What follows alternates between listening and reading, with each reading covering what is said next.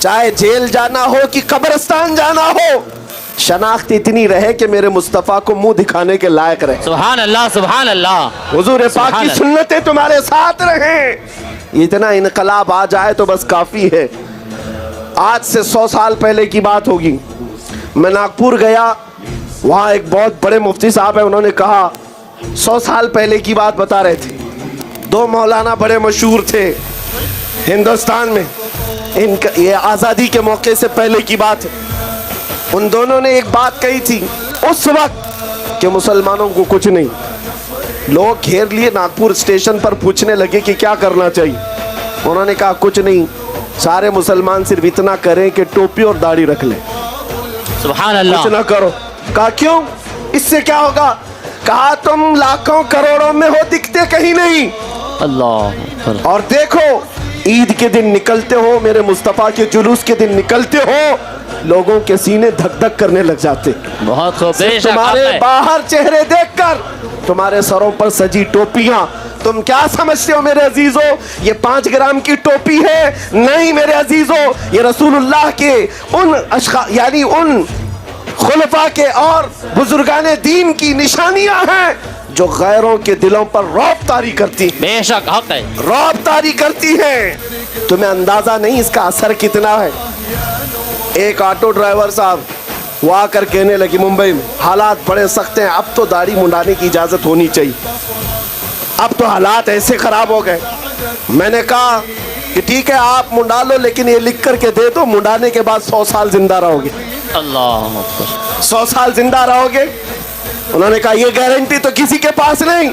میں نے کہا نادان جب مرنا ہی ہے تو حضور کے اخلاق پر کیوں نہیں مرتے؟ سبحان اللہ. حضور کی سنتوں پر کیوں نہیں مرتے؟ ایک بات یاد رکھو میرے عزیزوں، جب تم حضور پاک کو چھوڑ کر پیچھے ہٹتے جاؤ گے، تمہارے دلوں پر غیروں کا رعب ڈالا جائے گا. یہ میرے آقا کی حدیث ہے.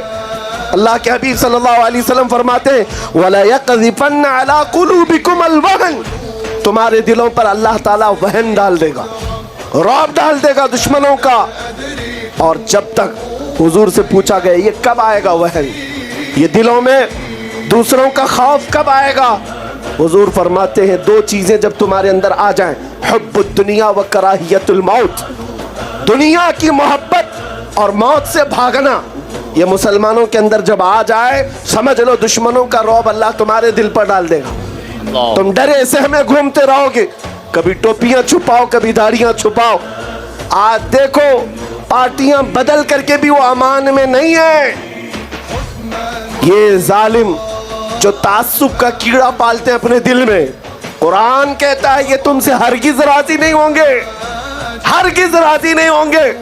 کیا تم نے نہیں دیکھا 2 سال پہلے وہ لکھنؤ کا رافضی کتا جو اپنا نام بھی بدل لیا، دھرم بھی بدل لیا، دوسروں کو راضی کرنے کے لیے 6 مہینے چاٹتا رہا، اس کے بعد لات مار کر بھگا دیا گیا. کہاں ہے؟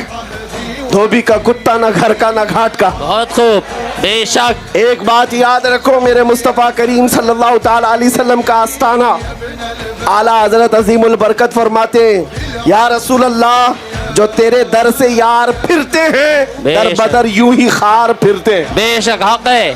اور جو حضور پاک کا ہو کر رہا ہم نے دیکھا ہے عزتیں اس کی ہیں، بے شک حق ہے. نام اس کا ہے. بے شک. آج اس منبر پر مجھے جو عزت ملی ہے وہ کسی سیاسی نیتا ہونے کی وجہ سے نہیں ہے. بے شک. جب تک بکے نہ تھے تو کوئی پوچھتا نہ تھا. حق ہے. یا رسول اللہ تم نے خرید کر ہمیں انمول کر دیا. سبحان اللہ. نعرہ تکبیر، نعرہ رسالت.